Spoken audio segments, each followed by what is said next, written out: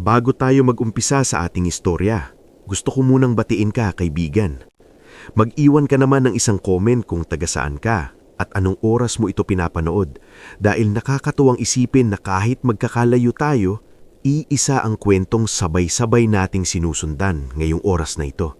Sa gilid ng lumang riles sa Tondo, kung saan ang bawat umaga ay nagsisimula sa ingay ng bakal, sigaw ng mga tindero at kalansing ng mga lumang kariton, doon lumaki si Isandro Berhel. Sanay na ang kanyang mga tenga sa tunog ng mga tren na dumaraan, sa alikabok na humahalo sa hangin, at sa amoy ng mantika, usok at pawis na tila bahagi na ng mismong buhay ng mga tao sa kanilang lugar. Para sa iba, marumi at magulo ang komunidad na iyon, pero para kay Isandro, iyon ang naging mundo niya.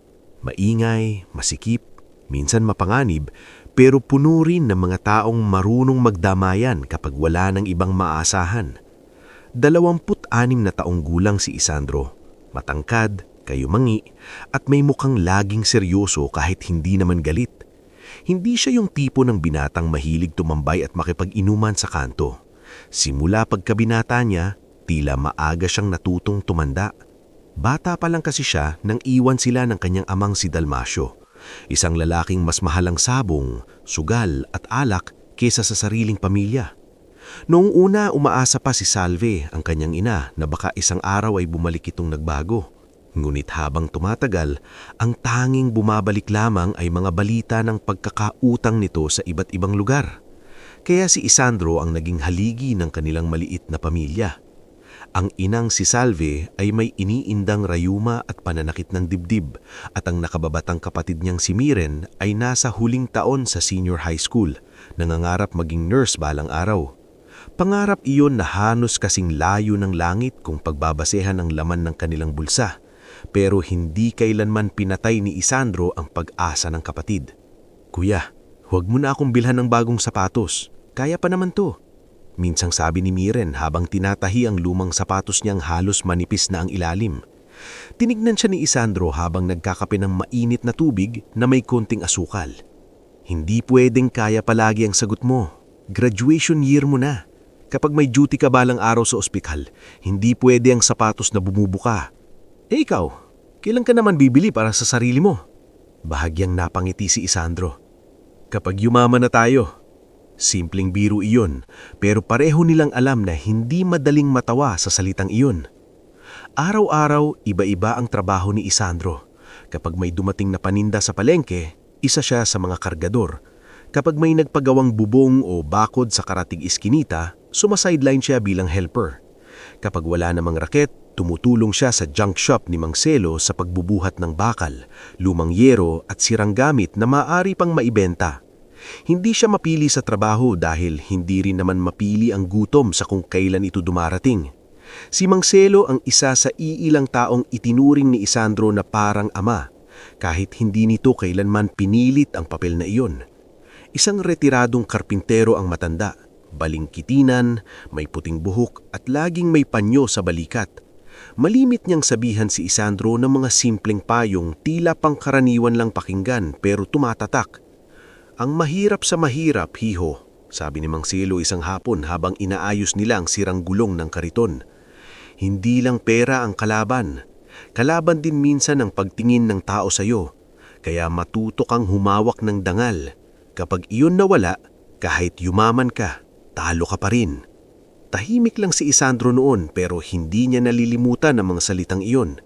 Sa tapat ng junk shop ay naroon ang maliit na karinderya ni Aling Yina. Hindi ito kalakihan, 3 mesa, 5 bangko, isang lumang electric fan at kalderong palaging may sabaw na mas maraming gulay kaysa karne. Ngunit sa mga tulad nilang salat, para na rin yung pugad ng pahinga. Doon madalas kumain si Isandro kapag may extra siyang barya. "Isandro," tawag ni Aling Yina isang tanghali. "Ito, dagdagan mo ng sabaw. Mukhang hindi ka na naman nakapag-almusal." "Ayos lang po, Aling Yina. Baka malugi po kayo." Mas malulugi ako kapag himatayin ka sa gutom sa harap ng karinderya ko. Napailing na lang siya at ngumiti ng bahagya. Sa lugar nilang iyon, ang kabutihan ay bihirang magmula sa dami ng pera. Kadalasan, galing iyon sa mga taong pareho mo ring kapos. Ngunit hindi lahat sa paligid niya ay tulad ni Namang Selo at Aling Yena. Nariyan si Nix Balandra, kababata niyang maabilidad pero madalas padalos-dalos. Mabilis dumiskarte si Nix pero mas mabilis ding masilaw sa pera. Kung may lalapit na alok na madali ang kita, halos siguradong matutukso ito. "Pare, may racket ako," sabi ni Nix minsang nakaupo sila sa gilid ng riles habang pinapanood ang papalubog na araw. May magpapabiyahe lang ng ilang kahon, walang kahirap-hirap. Isang gabi lang may 5,000 na agad. Napatingin si Isandro sa kanya. "Anong laman?" "Hindi ko na tinanong. E di lalo na akong hindi sasama." Napangisi si Nix. "Kaya ka hindi yumayaman eh, masyado kang takot." Umiling si Isandro. "Mas gusto ko ng mabagal basta maayos." Hindi sumagot si Nix, ngurit sa kanilang mga mata, malinaw na magkaibahang direksyon ng buhay na gusto nilang tahakin. Samantala, sa kabilang dulo ng lungsod, sa isang malawak na mansyon sa San Juan na nababalutan ng matataas na bakod at mga punong laging ginugupit ng pantay, ibang klasing lungkot naman ang naninirahan. Doon nakatira si Celestina Aragon, biyuda ng kilalang negosyanteng si Rafael Aragon.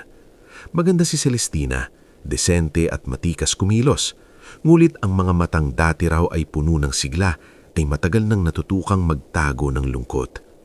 2 taon na mula nang namatay ang kanyang asawa sa isang aksidenteng hanggang ngayon ay ayaw pa rin niyang lubusang paniwalaan. Sa isang hapunan sa mansyon, muling pinapaalahalanan si Celestina ng biyenan niyang si Don Facundo Aragon sa bagay na matagal na nitong gustong ipasok sa isip niya. "Celestina," malamig na sabi ng matandang lalaki habang pinuputol ang steak sa kanyang plato. "Hindi habang buhay ay maaari kang manatiling nag-iisa. May pangalan kang dinadala. May kumpanyang kailangang panatilihing buo." Tahimik na uminom ng tubig si Celestina bago sumagot. "Kaya ko pong pamahalaan ng kumpanya." "Hindi iyon ang punto," sumingit si Vanessa. Hipag niyang laging maayos manamit at matamis magsalita sa harap ng iba pero may lason kung tumingin. "Ang punto, kailangan ng imahe ng pamilya ng katatagan at kailangan din ni Lian ng father figure." Napatigil si Celestina at tumingin sa anak niyang tahimik lang na kumakain sa kabilang dulo ng mesa. "Hindi laruan ng buhay ko. Hindi ako pipili ng asawa dahil lang sa imahe." Napabuntong hininga si Don Facundo. "Matigas ka pa rin. Hindi mo ba naiisip na maraming gustong umagaw sa posisyon mo? Mas magiging ligtas ang lahat kung may lalaking tutulong sa iyo." Hindi na sumagot si Celestina. Nulit sa ilalim ng mesa, mahigpit niyang naipitik ang daliri niya sa palad, isang maliit na senyales ng pagtitimpi. Sa totoo lang, hindi asawa ang hinahanap niya. Ang hinahanap niya ay kapanatagan, katotohanan at isang taong hindi lalapit sa kanya dahil sa apelyido, pera o kapangyarihan. Ngunit sa mundong ginagalawan niya, tila imposibleng makakita ng ganoong tao. Isa sa mga regular na nakakausap ni Celestina sa mansyon ay ang tapat nilang driver na si Ompong Ladera, isang lalaking higit 20 taon nang naglilingkod sa pamilya. Isang gabi, habang pababa siya ng sasakyan mula sa isang corporate dinner, biglang nagsalita si Ompong. "Ma'am, pasensya na po kung sumisingit ako sa personal ninyong buhay, pero parang napapagod na po kayo eh." Bahagyang napangiti si Celestina. "Napapansin pala, Ompong? Hindi po may tatago sa matagal nang nagmamaneho para sa inyo. Minsan po, baka kailangan ninyong lumabas sa mundong yan, makita ang mga taong hindi marunong magsinungaling sa tingin." Nag-isip siya sandali. Baka tama ka. At yun nga ang nagsimulang mabuo sa isip ni Celestina sa mga sumunod na linggo. Palihim niyang pinuntahan ang ilang operasyon ng kumpanya nang hindi nagpapaalam sa maraming tao. Gusto niyang makita ang tunay na lagay ng negosyo, hindi yung pinapakitang report sa conference room. Gusto niya ring maramdaman ang normal na buhay, kahit panandalian lamang, kasama ang kanyang anak na si Lian na lumalaking kulang sa kalayaan dahil sa apelyidong dinadala nito. Habang si Celestina ay palihiming naghahanap ng katotohanan sa sarili niyang mundo, si Isandro naman ay lalo pang sinusubok ng panahon. Isang gabi, nadatnan niyang inaatake sa rayuma ang kanyang ina habang nagbibilang ng barya para sa pambayad sa kuryente. "Nay, sabi ko naman sa iyo ako na dito." Sabi niya, habang inalalayan itong umupo. "Hindi naman pwedeng ikaw na lang lagi, anak." Mahinang tugon ni Salve. "Napapagod ka rin." "Wala pong pagod kapag kayo ang dahilan." Napaluha si Salve, pero agad ding pinunasan ng mata. Minsan naiisip ko, anak, sana nagkaroon ka man lang ng pagkakataong mamuhay para sa sarili mo. Tumahimik si Isandro. Sa totoo lang, matagal na niyang inilagay sa likod ng isip ang anumang pangarap para sa sarili. May isang lumang kwaderno siyang itinatago sa ilalim ng kahon ng damit niya. Nakasulat doon ang balak niyang maliit na welding shop. Magkano ang posibleng renta? Magkano ang kailangan sa makinarya? Magkano ang tubo kada araw kung sakaling matuloy? Paminsan-minsan binubuklat niya ito, hindi para masaktan ang sarili, kundi para paalalahaning minsan ay may mga bagay pa siyang gustong marating. Sa huling gabi, bago tuluyang magbago ang takbo ng kanyang buhay, umupo siya sa tabi ng riles kasama si Mang Selo. Tahimik ang paligid maliban sa malayong tahol ng aso at ugong ng paparating na tren. Bakit parang ang bigat ng isip mo? Tanong ng matanda. Iniisip ko lang po kung may patutunguhan ba lahat ng ginagawa ko. Meron. Sagot ni Mang Selo nang hindi man lang nag-atubili. Hindi mo lang nakikita pa. Paano nyo nasabi? Dahil ang taong marunong magsakripisyo ng hindi nagrereklamo, hindi pinapabayaan ng panahon. Pinapahirapan lang muna. Napahinga ng malalim si Isandro at tumingin sa riles. Sa kabilang buhay, may mga tao sigurong isinilang na may bahay, pangalan at seguridad. Pero siya, ang meron lang ay sipag, dangal at tibay ng loob. Hindi niya alam na sa loob lamang ng ilang araw, sa mismong mga bakal na riles na ilang taon niyang tinitigan, darating ang isang trahedyang magtatagpo sa kanya at sa isang babaeng galing sa mundong hindi niya kailanman inakalang mararating niya. At mula roon, ang simpleng buhay ng binatang sanay maglakad sa gilid ng tren ay magsisimulang lumiko sa direksyong hindi na niya maaaling takasan. Bago tayo magpatuloy sa susunod na bahagi ng ating istorya, samahan mo muna ako sandali sa mas malalim na paglalakbay ng mga karakter na ito. At gaya ng sabi ko kanina, mag-iwan ka rin ng comment kung taga-saan ka at anong oras mo ito pinapanood ngayon. Dahil habang binabasa mo ito, unti-unti ring humahaba ang gabi ng ating mga bida at mas bumibigat ang mundong pasan nila. Mula sa gabing iyon ng pag-uusap nila ni Mang Selo sa tabi ng riles, hindi na maalis sa isip ni Isandro ang sinabi ng matanda na may patutunguhan ang lahat ng hirap kahit hindi pa niya ito nakikita. Ngunit sa mga sumunod na araw, tulad ng dati, hindi naman tumigil ang buhay para bigyan siya ng oras magmuni-muni. Kinaumagahan pa lang, maaga na siyang gising upang maghakot ng sako ng bigas sa bodega sa Divisoria. Pagkatapos noon, dumiretso siya sa junk shop ni Mang Selo para tumulong sa pagbubukod ng bakal at tanso. Sa hapon naman, sumideline siyang tumulong sa pagkakabit ng bakod sa kabilang kanto. Parang bawat araw ay iisang siklo ng pawis, pagod at pangakong sa susunod na buwan, baka kahit papaano ay luluwag din.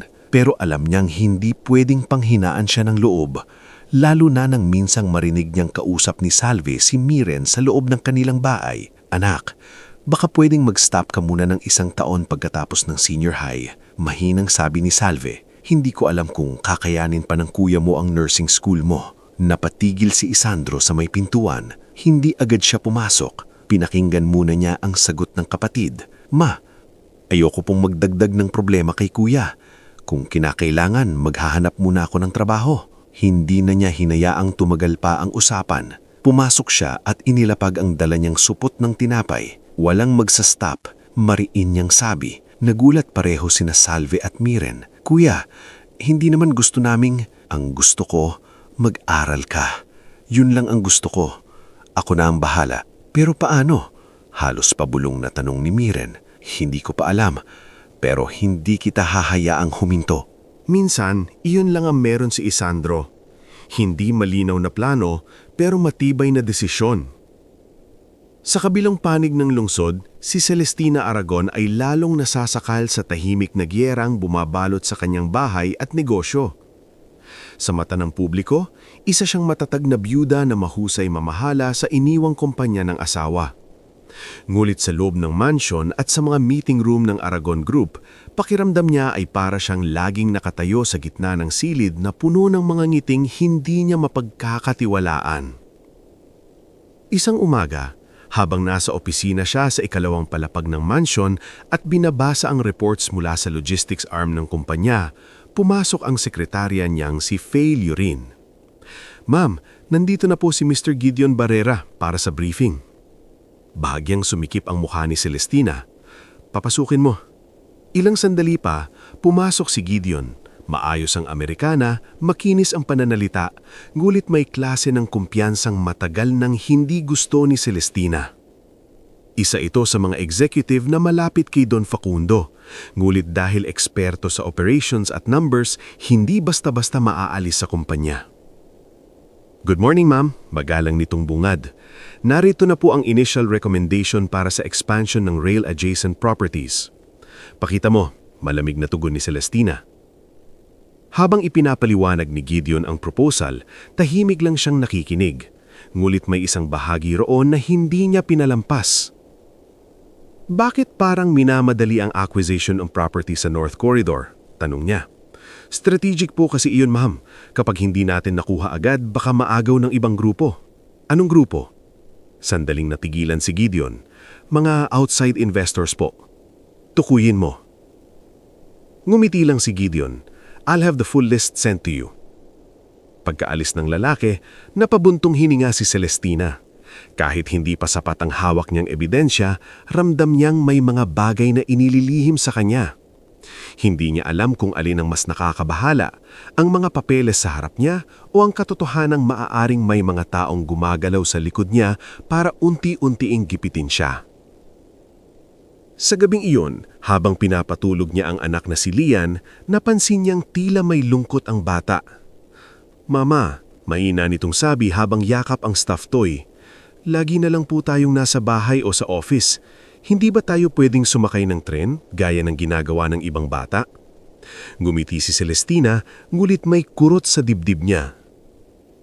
Lumaki si Lian na may yaya, driver, gwardya at kamera sa paligid, ngulit kapos sa karaniwang saya na nararanasan ng simpleng bata. "Bakit tren?" tanong niya. "Kasi sabi ni teacher, minsan masaya raw yun. Maraming tao, tapos makikita mo ang city." Tinitigan niya ang anak.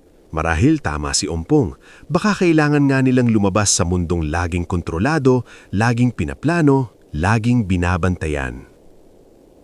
Makalipas ang ilang araw, sa gitna ng patuloy na tensyon sa negosyo at pamilya, nagpasya si Celestina na gumawa ng isang bagay na matagal na niyang gustong subukan.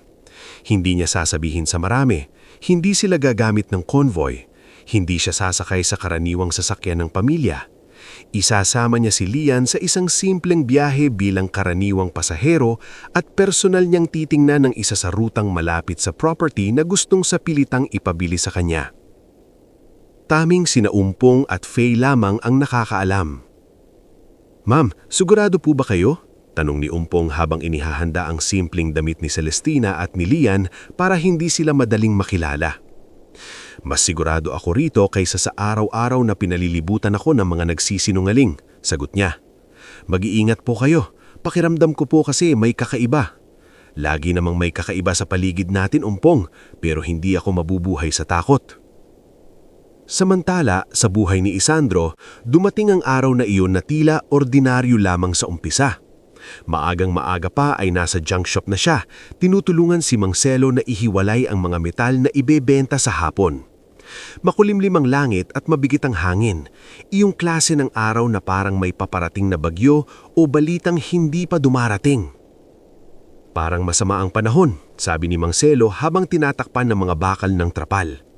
"Baka bumuhos mamayang tanghalian," sagot ni Isandro. Nasa tabi rin nila si Tio Abner, ang kapitbahay nilang madalas lasing, ngulit may malasakit pa rin silang mag-iina. Hawak-hawak nito ang lumang radyo. May aberya raw sa linya ng tren sa may kabilang station. Sabi nito, may delay daw. Hindi gaanong pinansin niyon ni Isandro. Sa lugar nila, pangkaraniwan ng aberya. Delay, siksikan, sira o gulo. Wala nang bago roon.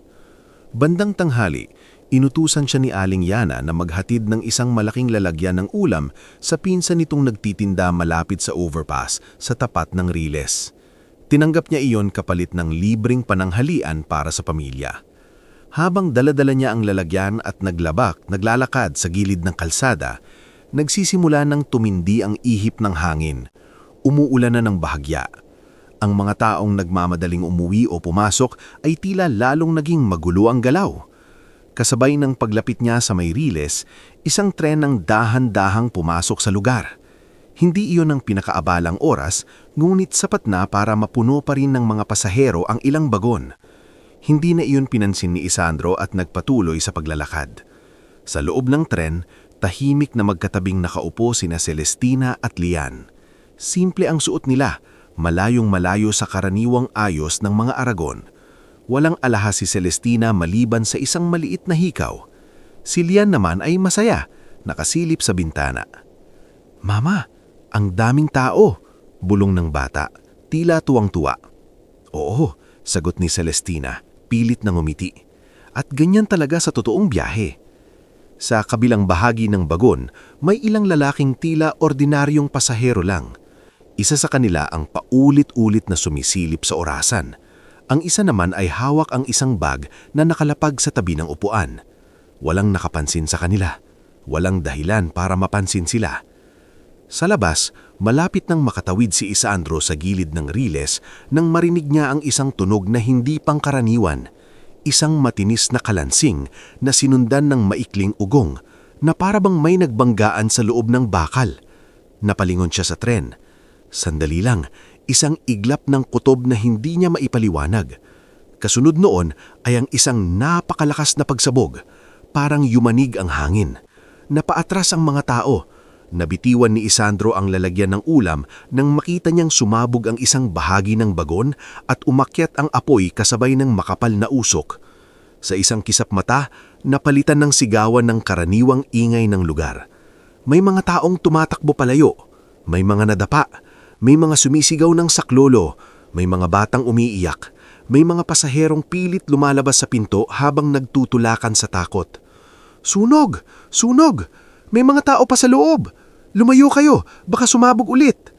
Napatda si Isandro sa nakita, ngulit hindi tulad ng karamihan na umurong sa takot, ang una niyang reaksyon ay hanapin kung sino ang pwedeng mailigtas. Tumakbo siya palapit habang umuulan ng malakas at tila sumasama pa ang amoy ng usok sa hangin. "Isandro, wag!" sigaw ni Mang Selo mula sa di kalayuan. Hindi niya namalayang sumunod pala ang matanda at ilang kapitbahay nang marinig ang pagsabog. Pero hindi na lumingon si Isandro. Sa loob ng tren, nagkagulo ang lahat. Tumama ang katawan ni Celestina sa metal na poste nang mangyari ang pagsabog. Napasigaw si Lian at naidiinan sa pagitan ng natumbang upuan at pader ng bagon. Naramdaman ni Celestina ang matinding sakit sa kanyang binti. Pilit niyang inaabot ang anak. "Lian! Anak! Dito ka lang! Mama's here! Mama!" Umiiyak na sigaw ng bata. Ang mga tao sa paligid nila ay nagsisiksikan na palabas. May ilan pang nahulog. May isa ng lalaking dumaan sa harap nila at binaliwala ang paghingi niya ng tulong dahil sa sariling takot nitong makaligtas. "Tulungan niyo ang anak ko!" sigaw ni Celestina. "Please, anak ko!" Ngulit tila mas malakas ang sindak kaysa awa sa mga oras na iyon. Sa labas, pinilit ni Isandro buksan ang isang depektong pinto ng bagon. Mainit ang bakal, nakakapaso ang usok, ngunit mas malinaw kay Isandro ang isang bagay. May mga tao pang buhay sa loob. May isang babaeng limabas na duguan ng noo. Isinunod ang isang matandang lalaki. May isa pang batang inalalayan ng ibang pasahero. Pero sa pagitan ng usok at apoy, nakita ni Isandro ang anawin ng isang babaeng pilit yumuyuko sa sahig habang inaabot ang isang bata. "May tao pa sa loob!" sigaw niya. "Anong ginagawa mo? Huwag kang pumasok!" Sigaw ng isang bystander. Hindi nakinig si Isandro. Hinubad niya ang suot na manipis na jacket at ibinalot sa kamay bago hinawakan ang nakabaluktot na metal sa may pintuan. Pilit niya itong hinila. Umangal ang bakal. Lalong lumakas ang usok. "Kuya, delikado!" sigaw ng isang tindera. Ngunit nakapasok na siya. Sa loob, halos wala na siyang nakita. Mainit, masikip, maingay. Umiiyak ang bata. Umuungol ang ilang pasahero. Nakita niya si Celestina na pilit inaalis ang nakadagan sa anak. "Kayo po!" sigaw ni Isandro. "Nasaan ang bata?" "Dito! Please, anak ko!" Umiiyak na sagot ni Celestina. Lumapit siya at walang pag-aatubiling binuhat ang nakatumbang bakal na upuan.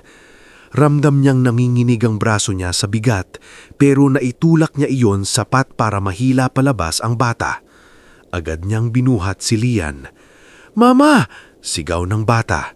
"Ayos ka lang, Hiya, hawak na kita," sabi niya kahit hirap na rin siyang huminga sa usok.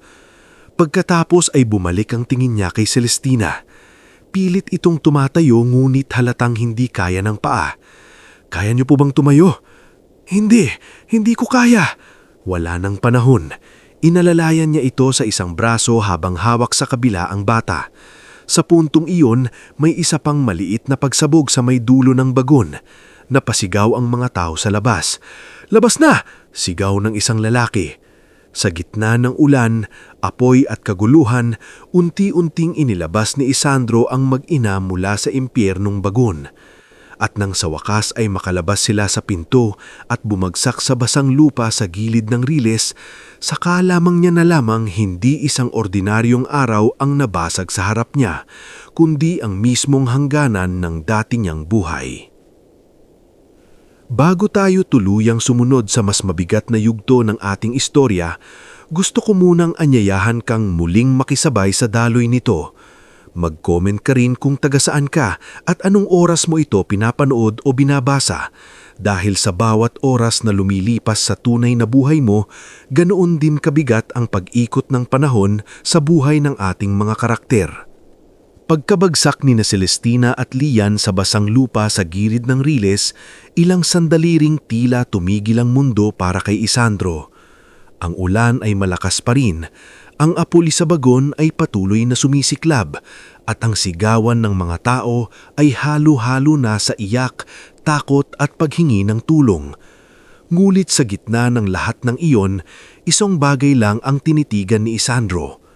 Ang batang kapipiga pa lamang mula sa pagitan ng natumbang bakal na upuan at ang inang namumutla sa sakit habang pilit itong iniaabot ang kamay sa anak. "Mama!" umiiyak na sabi ni Lian, mahigpit na nakakapit sa leeg ni Isandro. "Ano pong pangalan ng anak ninyo?" tanong ni Isandro habang nakaluhod sa putik. "Lian," nanginginig na sagot ni Celestina. "Please, anak ko." Ligtas na po siya. Iyon lang ang sinabi niya. Pero sa mga oras na iyon, sapat na iyon para bahaglang humupa ang takot sa mukha ng babae. Lumapit sina Mang Selo, Tio Abner at ilang kalalakihan mula sa komunidad. May tumutulong sa ibang sugatan, may sumisigaw ng ambulansya, may ibang nagbubuhat ng mga wala ng malay. Habang hawak pa rin ni Isandro ang bata, yumuko si Mang Selo kay Celestina. "Iha, kaya mo pa bang tumayo?" "Hindi po," mahinang sagot nito. "Parang may tama ang paa ko." "Isandro," utos ng matanda, "dalhin natin sila sa klinika ni Doktora Belen. Mas malapit kaysa hintayin pa ang ambulansya rito." Walang inaksayang segundo si Isandro. Tinignan muna niya si Lian na tuluyang yumakap sa kanya dahil sa takot, saka yumuko kay Celestina. "Ma'am, bubuhatin ko po kayo. Kailangan natin kayong mailayo rito." Sa kabila ng pagkahilo at sakit, napatitig si Celestina sa mukha ng binata. Basang-basa ito sa ulan, may bahid na abo sa pingi, at humihingal sa usok, ngunit malinaw ang mata. Walang pag-aatubiling, walang hinihintay na kapalit. "Huwag niyo nang alalahanin ang gamit niyo. Unahin po natin ang bata." Bahagyang tumango si Celestina. Sa loob-loob niya, matagal na mula nang may kumausap sa kanya ng ganoon kasimple at katapat. Sa tulong ni Mang Selo at Tio Abner, naihatid ni Isandro sina Celestina at Lian sa maliit na klinika ni Doktora Belen Rojas, isang doktorang matagal nang tumutulong sa mahihirap sa kanilang lugar. Hindi iyon kasing linis o kasing kumpleto ng mamahaling ospital, ngunit maayos at maaasahan. Nang makita ni Doktora Belen ang kalagayan ng mag-ina, agad itong kumilos. "Lagay niyo rito ang bata," utos nito sa nurse na si Jessa. "At yung babae doon sa kabilang higaan. Bilis!" "Mama!" sigaw ni Lian habang umiiyak. Naroon pa rin si Isandro sa tabi nito. "Huwag kang matakot, nandito lang ang mama mo." Napatingin si Doktora Belen sa kanya. "Kilala mo ba sila?" Umiling si Isandro. "Hindi po, nahugot ko lang sila sa tren." Kung ganun, ikaw ang bantay pansamantala ng bata habang sinusuri ko ang nanay. Hindi na siya tumutol. Kahit naninginig na rin ang braso niya sa pagod at tila may hapdi sa kaliwang balikat na hindi pa niya napapansin, umupo siya sa tabi ni Lian at tahimik na hinawakan ang maliit nitong kamay. Sa unang pagkakataon mula nang nangyari ang pagsabog, bahagyang bumagal ang takbo ng isip ni Isandro. Ngunit hindi pa man siya nakakahinga ng malalim, pumasok si Aling Yona sa klinika na halos hihingal kasama si Sister Pining. "Naku Isandro, buhay ka, salamat sa Diyos," sabi ni Aling Yona. "Kuya Andro," sigaw naman ni Myren mula sa pintuan. Napalingon si Isandro. Kasunod pala ng mga ito sina Salve at Myren, halatang umiyak ang ina niya sa pag-aalala. "Anak," lapit ni Salve, hinahawakan ang mukha niya. "Ano bang ginawa mo? Akala ko..." Hindi nito na ituloy ang sasabihin. "Ayos lang po ako, Nay," sabi niya kahit hindi naman lubos. "May mga natrap po sa bagon, kailangan ko silang ilabas." Napahawak sa dibdib si Salve. "Paano kung ikaw ang nawala?" Tahimik si Isandro, hindi niya masagot iyon. Sapagkat sa totoo lang, wala siyang panahon para isipin ang sarili kanina. Sa kabilang higaan, unti-unting nagkamalay si Celestina habang nilalagyan ni Doktora Belen ng benda ang kanyang paa. Sprain at malalim na pasa lamang ang tinamu niya, ngunit sadyang malakas ang pagkakabagsak niya kanina. Nang iminulat niya ang mga mata, ang unang hinanap niya ay ang anak. "Lian." "Narito po siya," sagot ni Doktora Belen. Ligtas ang bata, gasgas lang at matinding takot. At nang bahagyang maiangat ni Celestina ang ulo at tumingin sa kabilang higaan, nakita niya si Lian na nakaupo sa tabi ng binatang nagligtas sa kanila. Kinakausap nito ang bata sa mahinang boses habang nakatayo sa paligid ang mga taong halatang mga kapitbahay lamang, simpleng-simple pero puno ng malasakit. Hindi niya mapigilang mamangha sa tagpong iyon. Lumapit siya ng kaunti gamit ang siko. "Ikaw?" Lumingon si Isandro. "Ma'am, huwag po muna kayong gagalaw. Ano ang pangalan mo?" Sandaling natahimik ang binata. "Isandro po." "Buong pangalan?" "Isandro Vergel."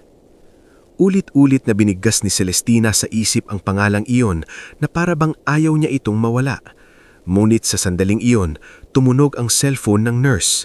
Maya-maya, may dalamong lalaking nakapolo at maayos ang ayos na dumating sa klinika kasama si Umpong na halatang namutla sa sobrang pag-aalala. "Ma'am!" Halos mapaluhod si Umpong nang makita si Celestina. "Salamat sa Diyos." "Umpong!" Mahinang sabi niya. "Si Lian." "Narito na po ma'am, aalagaan ko na po kayo." Nagkagulo sandali sa loob ng klinika. Napilitang si Isandro na umurong para bigyang daan ang mga taong halatang tauhan ng mayamang babae. May nagtanong sa doktor, may tumawag sa ospital, may nag-aasikaso ng mas maayos na sasakyan, may isang lalaking tila security detail na nagmamasid sa bawat tao sa klinika na para bang iniisip kung sino ang dapat at hindi dapat pagkakatiwalaan. Sa lahat ng kaguluhang iyon, wala nang pagkakataon si Celestina na masabi ang gusto pa sana niyang sabihin sa binata. Tinitigan lamang nito ito habang abala sa pag-aayos ng dala ng pamilya nito. May isang sandaling nagtama ang mga mata nila. "Salamat," halos pabulong niyang sabi. Bahagyang tumango si Isandro. "Ayos lang po ba ang anak ninyo?" Sa kabila ng sakit at pagod, iyon ang tanong na pinakamalinaw niyang narinig mula rito. Hindi, "Sino po kayo?" Hindi, "May maibibigay po ba kayo?" Kundi, ang kalagayan ng kanyang anak. "Ayos na siya dahil sa iyo," sagot ni Celestina. Ngunit, bago pa siya muling makapagsalita, lumapit si Mirin kay Isandro at bumulong. "Kuya, umuwi na tayo. Mukhang kailangan ka rin ni nanay." At dahil nakita niyang may mga dumating ng tao para sa mag-ina, hindi na nagpilit si Isandro na manatili. Hindi niya rin naman alam kung sino talaga ang mga ito. Para sa kanya, isa lamang iyong babaeng nasugatan at batang iniligtas niya mula sa disgrasya. Bago sila tuluyang umalis, biglang kumapit si Lian sa kamay niya. "Kuya," nanginginig na sabi ng bata, "aalis ka na." Napatingin si Isandro at bahagyang yumuko. "Oo, pero ayos ka na. Matapang ka ha. Babalik ka." Hindi agad nakasagot si Isandro. Hindi siya sanay sa ganoong tanong mula sa batang ilang minuto pa lang niya nakilala. Ngunit sumagot si Celestina mula sa higaan. Mahina ngunit malinaw. Mahanap kita.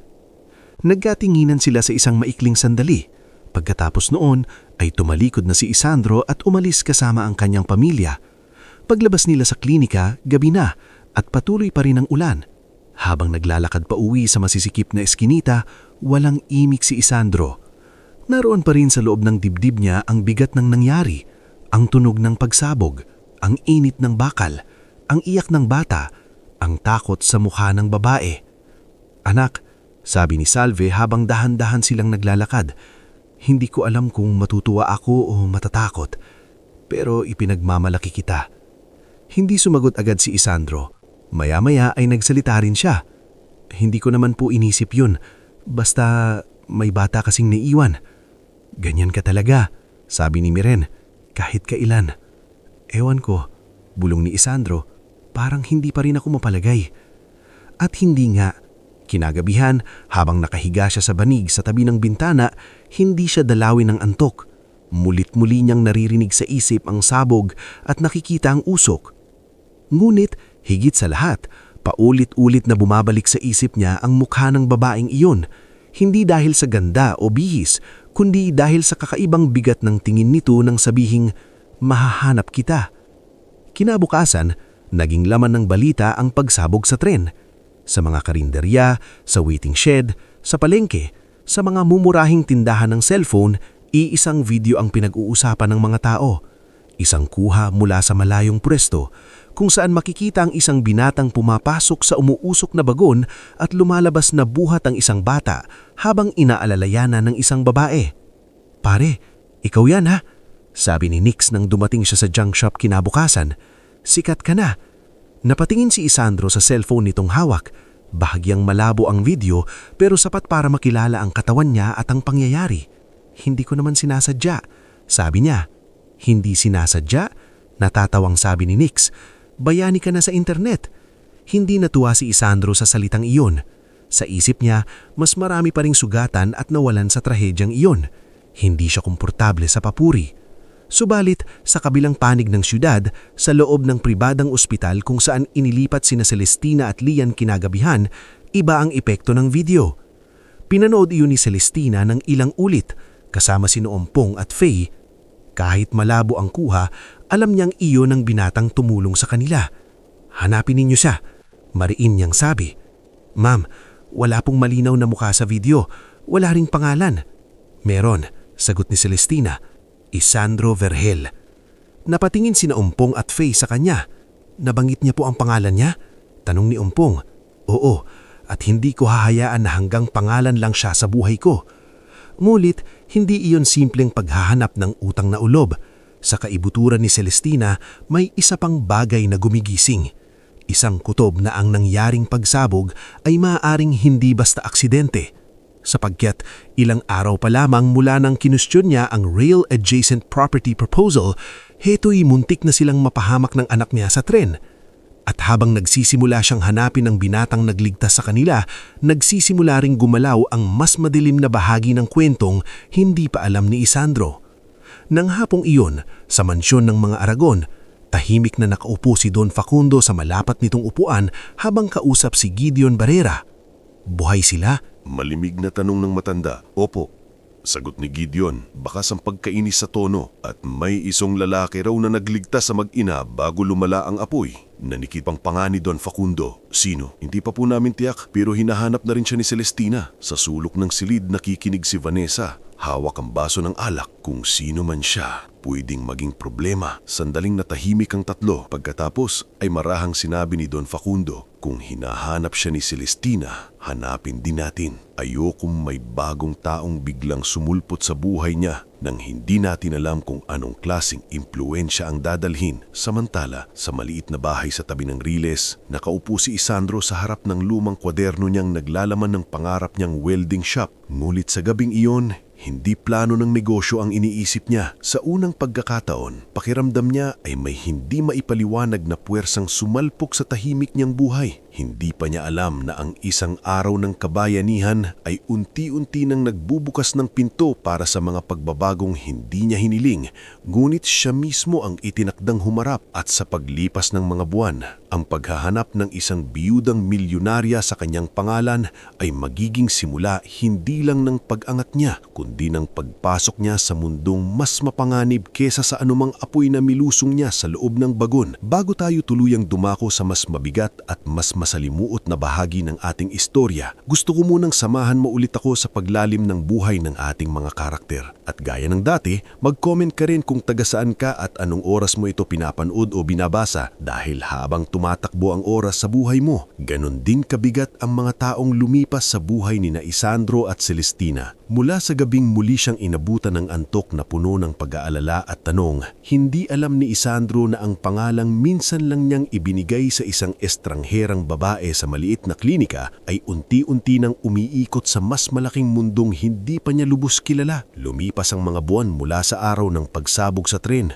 unti-unting humupa ang ingay ng balita sa telebisyon, napalitan ng mga bagong pangyayari ang headline, at para sa marami, isa na lamang itong trahedyang pansamantalang pinag-uusapan. Ngunit sa buhay ni Isandro, hindi ito tuluyang nawala. Sa bawat pagdaan ng tren sa Riles malapit sa kanilang bahay, bumabalik sa alaala niya ang amoy ng usok, ang iyak ni Lian, at ang namumutlang mukha ni Celestina habang pilit nitong inaabot ang anak. Sa kabila nito, tuloy pa rin ang takbo ng buhay. Mas naging kilala si Isandro sa kanilang komunidad dahil sa kabayanihang ipinamalas niya. Kapag dumaraan siya sa karinderya ni Aling Yina, may mga tumatapik sa kanyang balikat. Kapag nasa palengke siya, may mga tindera nang nagsasabing, "Oh, ito ang binatang sumagip sa mga natrap sa tren." Ngunit kahit gaano pa siya purihin ng mga tao, hindi iyon nagpalaki ng kanyang ulo. Sa isip niya, hindi sapat ang papuri para mabayaran ng kuryente, gamot ng ina o matrikula ng kapatid. Gayunman, isang biyaya rin ang dumating ilang linggo pagkatapos ng insidente. Dahil may ilang local parish volunteers at isang maliit na non-profit na nakakita ng video at nalaman ang kwento niya, inalok si Isandro ng scholarship para sa technical vocational training sa welding at machine repair. Si Mang Celo mismo ang halos mapaiyak sa tuwa ng mabalitaan niyon. "Sabi ko sa iyo, Hidyo," sabi ng matanda habang nakaupo sila sa tapat ng junk shop, "hindi pinapabayaan ng panahon ang taong marunong magsakripisyo." Tahimik na numiti si Isandro. "Pero mahirap pa rin po, Mang Celo." "Mahirap talaga. Pero ngayon may pinto nang nakabukas. Huwag mo nang hayaang magsara." Tinanggap ni Isandro ang scholarship kahit nangangahulugang itong lalo pang hahaba ang kanyang araw. Sa umaga nagtatrabaho siya. Sa hapon o gabi, pumapasok siya sa training center. Umuuwi siyang pagod. Pero sa unang pagkakataon sa matagal na panahon,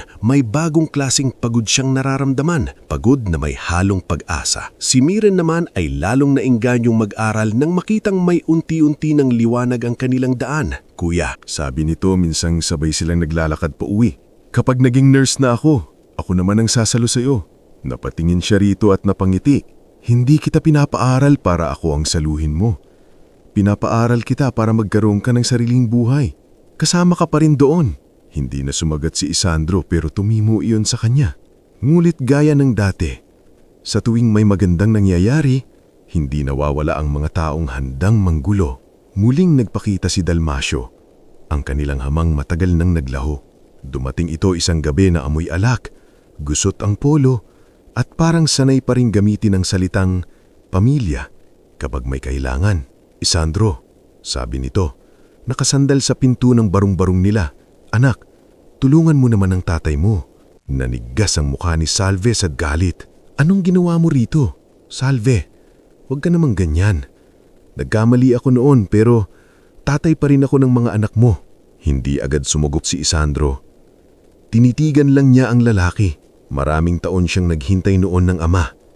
Maraming gabing walang pagkain, maraming bayarin, maraming takot at pagod na wala ito. At ngayong medyo nakakahinga na sila kahit kaunti, saka ito babalik. "Anong kailangan mo?" Malamig niyang kalong. Napakamot si Dalmasio. "May utang lang ako." "Sandali lang naman. Baka pwede kang makahiram. Ikaw na bahala." "Hiram?" Singit ni Miren, nanginginig sa inis. "Kailan ka nagbalak magsauli ng kahit ano sa amin? Respeto naman sa ama. Matagal mo nang pinatay ang karapatang mong hingan kami ng respeto." Putol ni Isandro. Tahimik ang buong eskinita. Naririnig ang usapan nila ng ilang kapitbahay. Sa huli, hindi nagbigay si Isandro. Ngulit bago umalis si Dalmasio, may binitiwan nitong tingin na hindi niya nagustuhan. Isang tinging puno ng sama ng loob at posibilidad ng gulo. Samantala, sa kabilang dulo ng lungsod, hindi humihinto si Celestina sa paghahanap kay Isandro.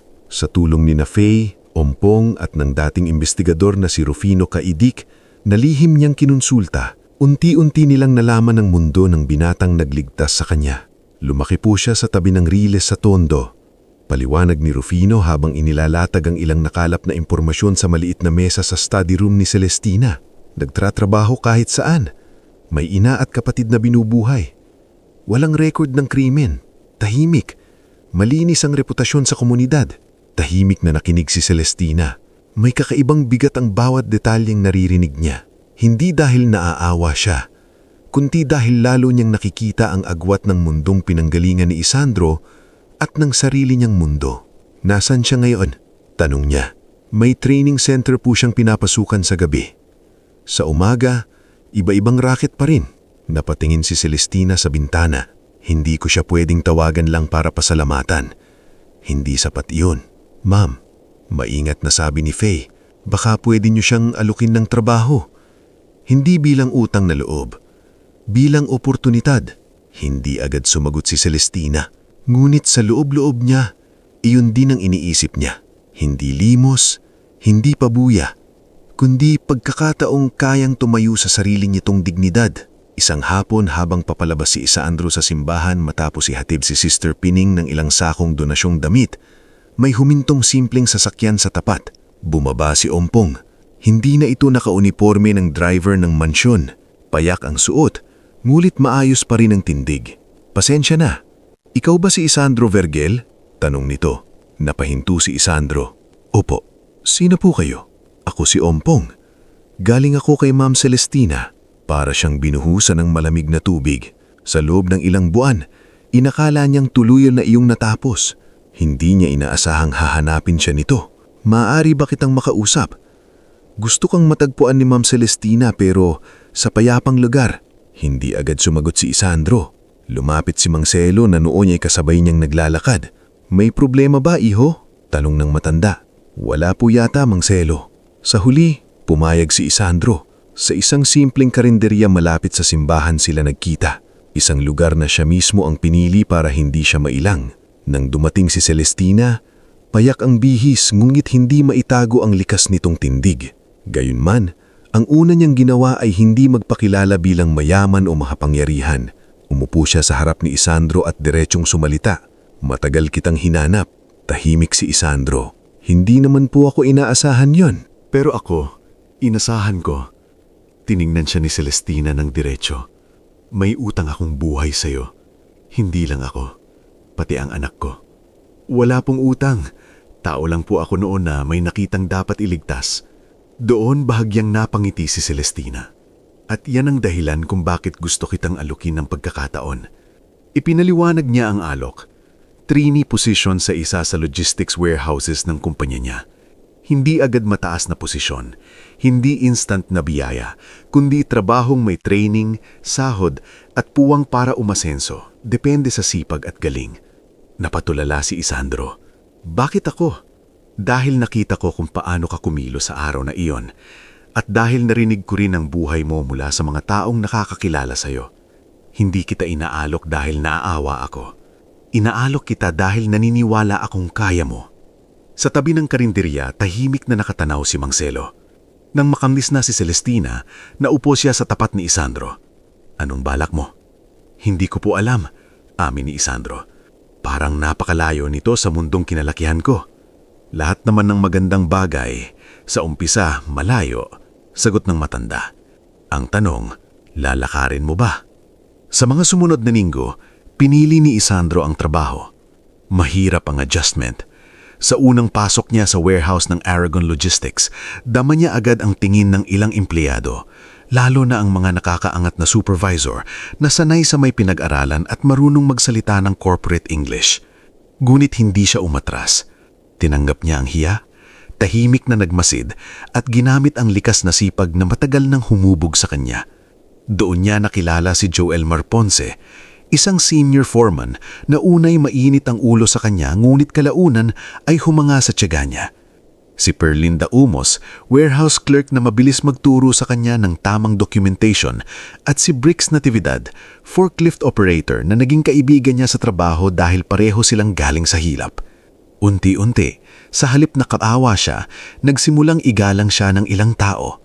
Ngulit sa mas mataas na antas ng kumpanya, hindi lahat ay natutuwa sa pagpasok ni Isandro sa mundo ni Celestina.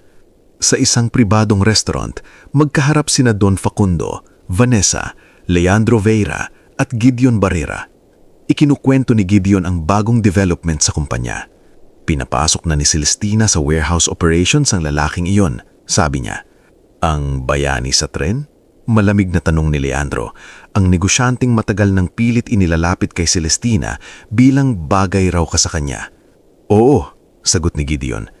At mukhang may plano siyang iamat. Napatikhim si Vanessa. Nakakahiya kung tutuusin. Isang lalaki mula sa Riles biglang papapasukin sa negosyo ng pamilya? Hindi nagsalita agad si Don Facundo. Pinagmasdan lamang niya ang laman ng baso bago nagsalita. Walang maliit na tao kung nagiging daan siya para mawalan tayo ng kontrol. Anong gusto niyong gawin? Tanong ni Gideon. Obserbahan muna. Alamin kung hanggang saan ang impluensya niya kay Celestina. Samantala, lalong napapalapit si Lian kay Isandro sa tuwing may pagkakataong mag-cruise ang landas nila.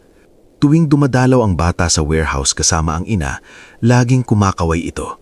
Kuya Andro! Sigaw ni Lian minsang nakita siya sa loading bay. Napangiti si Isandro habang inaayos ang checklist ng deliveries. Bakit nandito ka na naman? Tinitingnan ko kung nagtatrabaho ka talaga, biro ng bata. At anong verdict mo? Mukhang mabait ka pa rin. Maging si Celestina ay natututong magtiwala sa kanya hindi bilang utang na loob lamang, kundi bilang taong maaasahan. Hindi pa iyon pag-ibig, hindi pa iyon kahit anong malalim na pangakong romantiko, ngunit iyon na ang simula ng isang pundasyong mas matibay kaysa paghanga, ang tiwala. Sa paglipas ng halos 3 taon mula sa araw ng sabog sa tren, umangat si Isandro mula trainee patungong operations coordinator at kalaunan ay naging isa sa pinakabatang operations manager sa isa sa pinakaproblemadong sanga ng kumpanya. Dahil marunong siyang makinig sa mga driver, pahinante, checker at rank-and-file workers, naayos niya ang ilang sistemang matagal nang pinababayaan.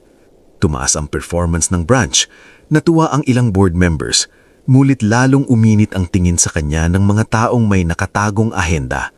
At sa kabay ng pag-angat niyang iyon, nagsimula ring gumapang ang paninira. Sa una, chismis lang, na baka raw ginagamit niya ang kabayanihan niya para mapalapit sa byuda, na baka raw hindi aksidente ang pagkakaligtas niya noon, na baka raw sinadya niyang magmukhang bayani dahil alam niyang mayaman ang babaeng nasa tren. Isang umaga, pagpasok niya sa opisina ng branch, may nakadikit na punit na tabloid clipping sa mesa niya. Nakasulat doon ang headline na, Bayani o Manlalaro, ang misteryosong paglapit ng lalaki galing sa Riles sa biyudang bilyonarya. Nang lamig ang kamay ni Isandro. Nang hapong iyon, ipinakita rin ni Faye kay Celestina ang ilang kumakalat na social media posts na nagpapayuwatig na planado raw noon ang pagliligtas sa tren. Mas lalo pang nadagdagan ng pagdududa ng isang vlog account ang naglabas ng pahayag mula sa isang kamag-anak ni Isandro, si Dalmasio, na nagsasabing matagal na raw ambisyoso ang anak niya at handang gawin ang lahat para yumaman. Hayop! Bulong ni Isandro nang makita niya ang video. Napapikit si Celestina sa galit. Gideon, mahina niyang sabi, siya ang may galaw nito. Hindi pa man ako sigurado noon, pero ngayon malinaw na. At doon nagsimulang mag-iba ang laban. Hindi na lamang ito tungkol sa trabaho, utang na loob o pag-angat ni Isandro. Ito na ay tungkol sa katotohanan. Kung paano ang isang taon itinayo ng sipag at dangal ay pwedeng gibain ng kasinungalingan. At kung paano ang isang biyudang matagal nang kinokontrol ng pamilya ng namatay niyang asawa ay sa wakas mapipilitang lumaban ng harapan. Kinagabihan, nagkita sina Celestina at Isandro sa opisina nito matapos umalis ang lahat. Tahimik ang paligid. Tanging ilaw ng lungsod ang pumapasok sa salamin ng bintana. Magbibitiw na lang po ako, sabi ni Isandro nang hindi tumitingin sa kanya. Ayoko na kayong madamay pa. Tahimik na lumapit si Celestina. At yan ba ang pingin mo sa sarili mo? Dagdag problema? Hindi iyon. Pero simula nang pumasok ako rito, parang mas dumumilang ang buhay nyo. Hindi mo nadudumihan ang buhay ko, Isandro. Ang totoo, sa'yo ko unang napatunayang may taong hindi lumalapit sa akin dahil sa apelyido ko. Unti-unti siyang napatingin dito at hindi kita pababayaan, dagdag ni Celestina. Kung may laban na darating, haharapin natin. Sa totoo, sa gabing iyon, hindi pa tapos ang gulo. Hindi pa rin tapos ang mga lihim.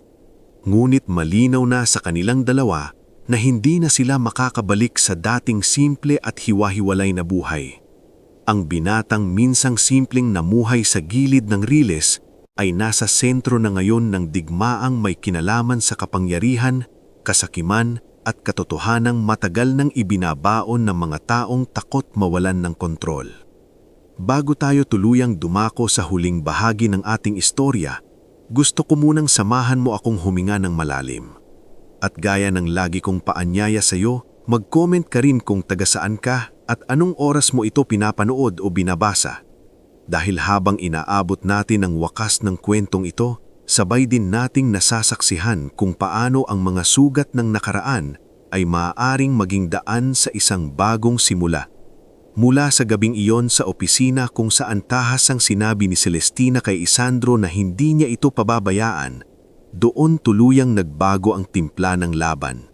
Hindi na pwedeng umatras, hindi na pwedeng manahimik, sapagkat ang mga kasinungalingang ikinakalat ni na Don Facundo, Vanessa, Leandro at Gideon ay hindi lamang sumisira sa pangalan ni Isandro, kundi pilit ding binabaluktot ang katotohanan ng araw na muntik nang pumatay sa mag-ina sa tren.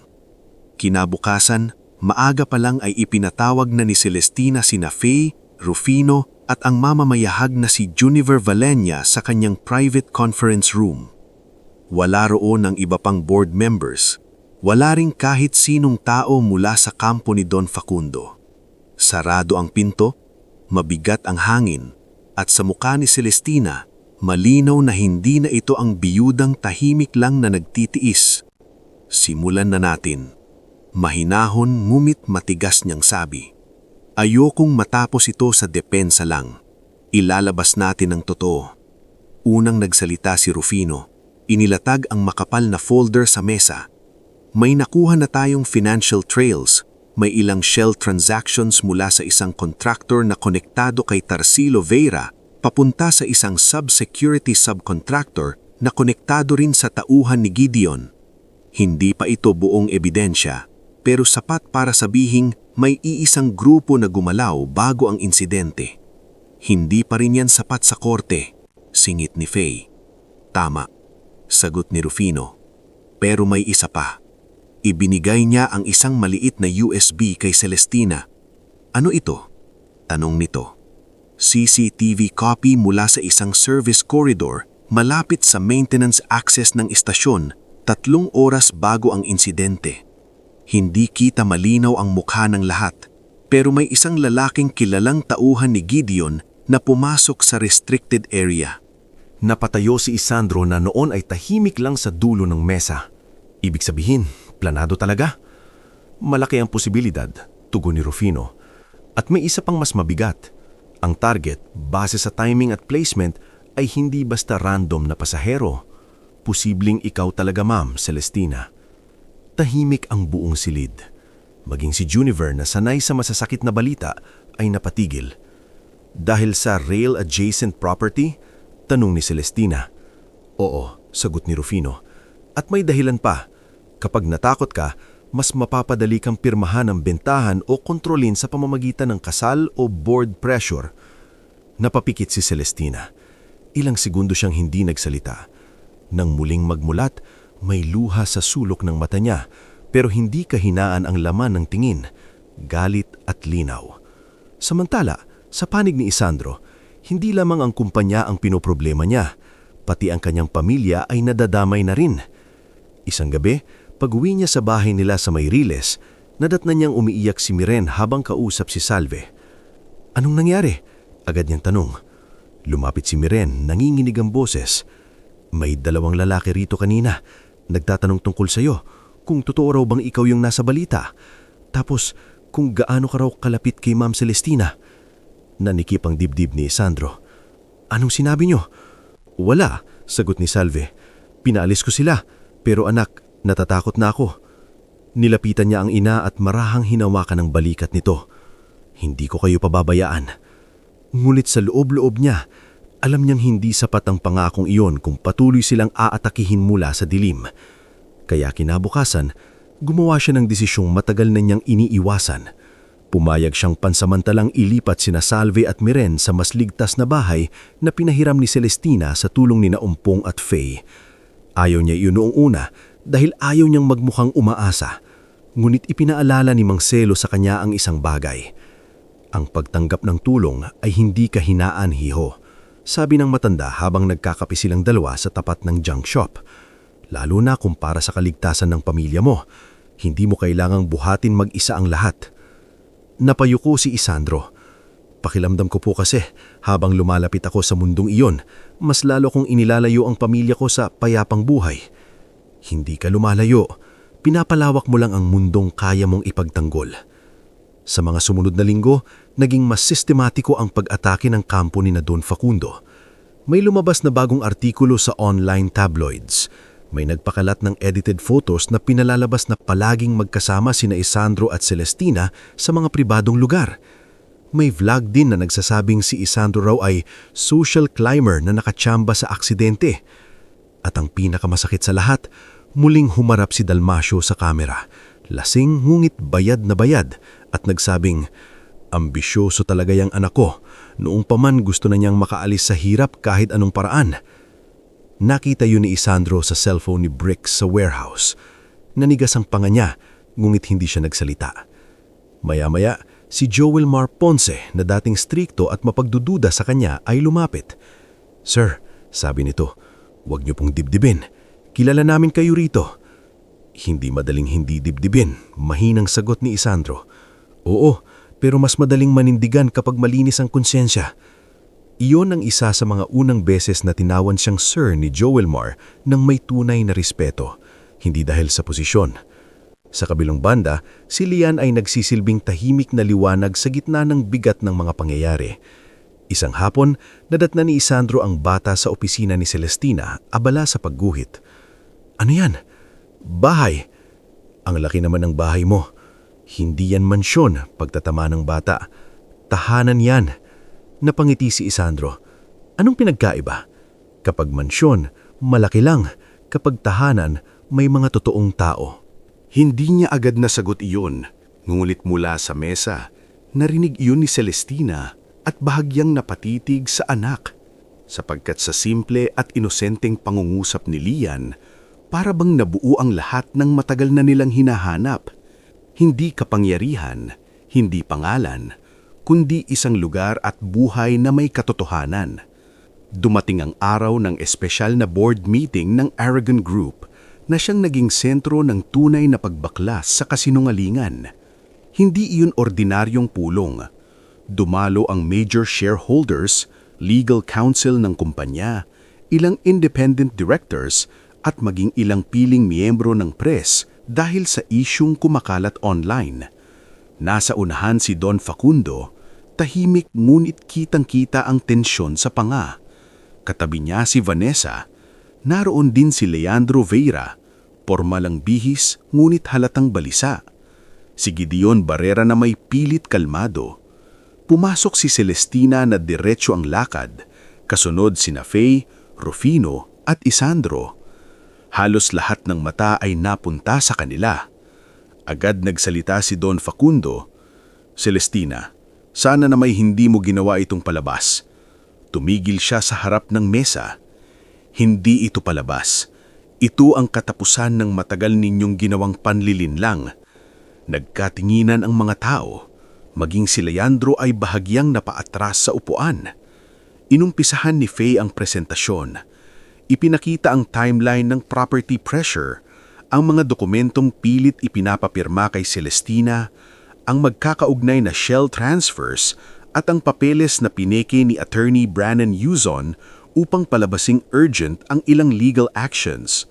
Sunod ay si Rufino na naglatag ng CCTV stills, maintenance access data at testimonya ng isang dating subcontractor na handang tumestigo kapalit ng proteksyon.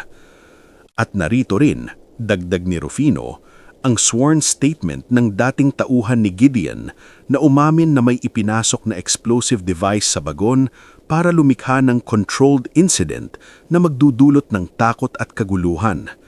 Ang hindi nila inaasahan, mas malala ang nangyari. Halos mawalan ng kulay si Gideon. Kasalanan, biglang sigaw ni Vanessa, pawang gawa-gawa. Ngulit bago pa siya makadagdag, tumayo si Juniver Valenia mula sa likod bilang invited observer. May kopya na ang media at independent investigators.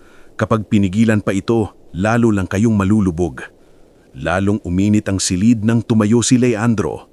Wala akong kinalaman sa pagsabog.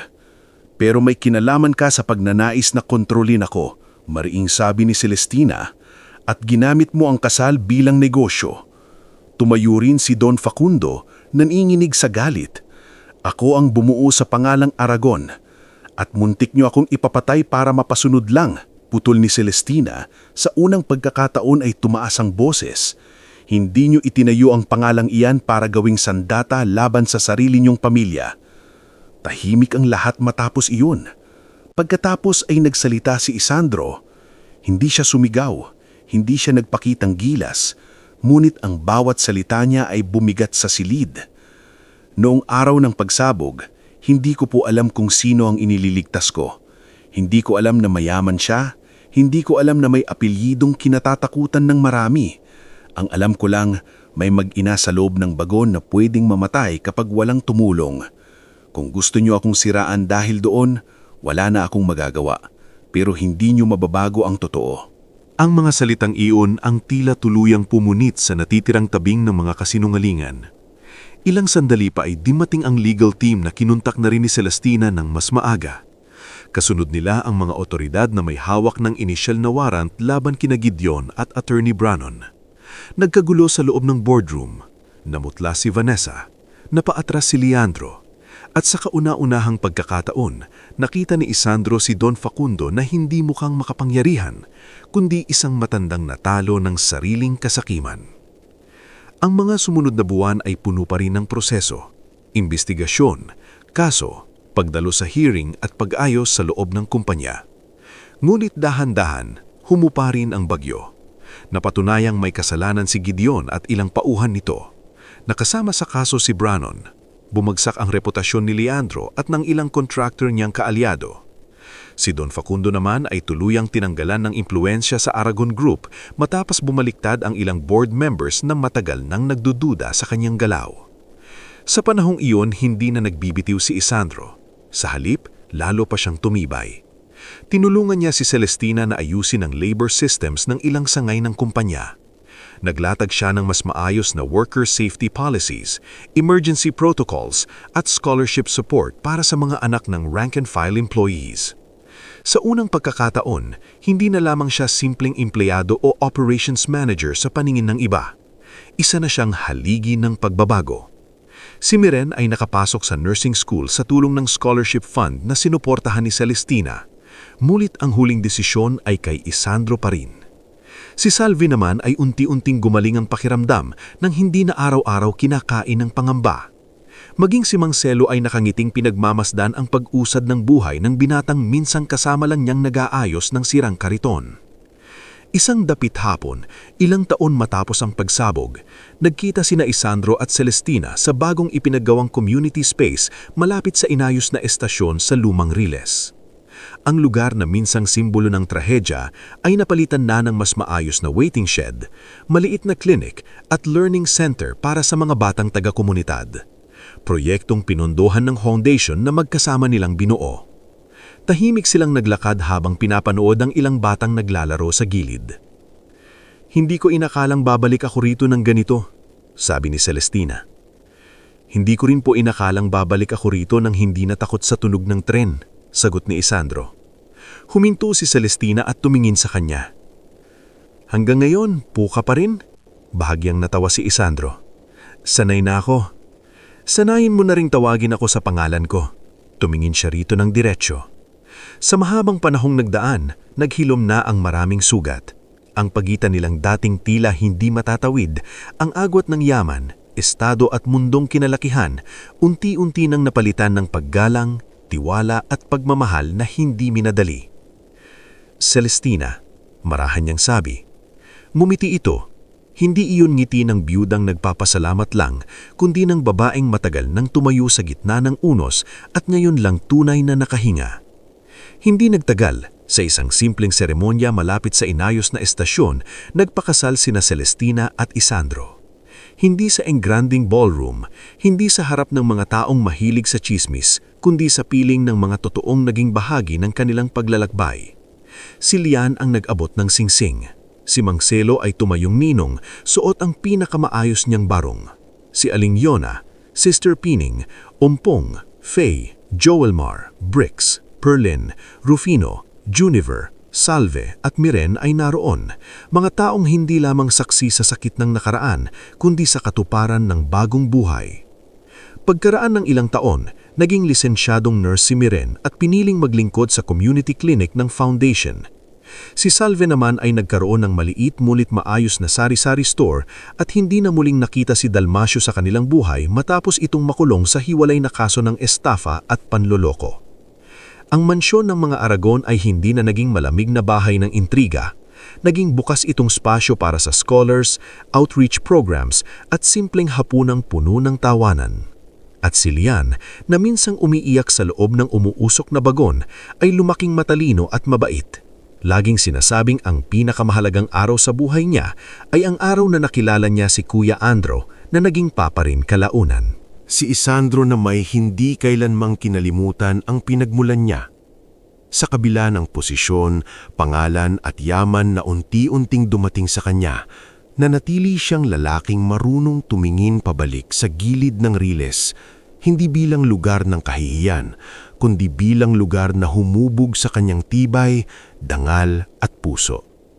At sa bawat project na itinatayo nila ni Celestina para sa mga maralitang komunidad, lagi niyang sinasabi sa mga batang nakapaligid sa kanya, hindi hadlang ang hirap para mangarap. Minsan, doon pa nagsisimula ang pinakamatibay na pangarap. At sa tuwing dumaraan ang tren sa bagong estasyong yon, hindi na takot o trahedya ang naaalala ng mga tao. Ang naaalala nila ay ang binatang galing sa riles na sumuong sa apoy para iligtas ang mag-ina. Ang biyudang natutong lumaban para sa katotohanan at ang katotohanang kahit gaano kalayo ang pagitan ng dalawang mundo, maaari pa ring magtagpo ang mga ito kung may tapang, malasakit at totoong pag-ibig. Dahil sa dulo, ang tunay na yaman ay hindi nasusukat sa laki ng mansyon, dami ng shares o kapal ng pitaka. Nasusukat ito sa uri ng tahanang nabubuo mo mula sa mga wasak na bahagi ng nakaraan at sa kwento ni Isandro at Celestina, ang tahanang yon ay natagpuan nila sa dulo ng riles.